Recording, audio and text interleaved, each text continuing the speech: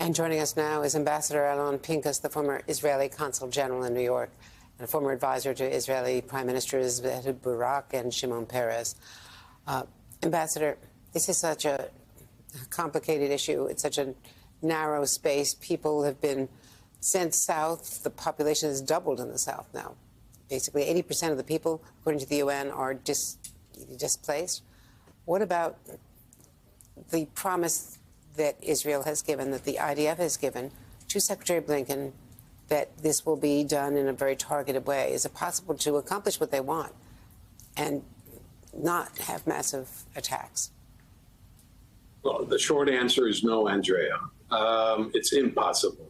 Given the density and the size of Gaza, to assume that 1.5 million people could move from the north to the south and then move back again to the center, this is not the state of Texas. This is a very narrow, very dense strip of land, which is why even if Israel is telling 100% truth, and even if the IDF, the Israel Defense Forces, mean what they say when they say we've urged, we've warned, we've alerted, there's no place for them to go, which inevitably means that the collateral damage, the civilian casualty rate is going to go up. And I think you were on the money, Andrea, in your introduction when you said, well, Israel is essentially not doing what the Defense Secretary Lloyd Austin asked, not doing what Secretary of State Blinken asked, in fact, not doing what President Biden asked Israel to do. And that, I think, is deliberate. Because I think, and the evidence shows, and you connect the dots, that Mr. Netanyahu, in his delusions of grandeur, that he's saving Western civilization here and managing and masterminding a war of independence, is seeking actively, proactively, seeking a confrontation with the Biden administration, because he's going to need, as both you and Richard Engel said, he's going to need someone to blame for failing to reach that strategic objective of eliminating, obliterating, eradicating Hamas, call it what you want.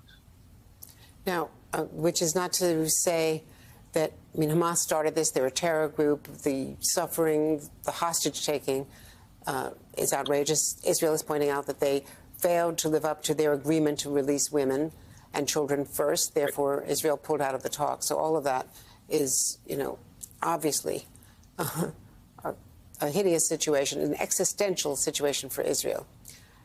That said, what I'm seeing in what Kamala Harris said, what Lloyd Austin said, is a very sharpening divide between Israel and the administration.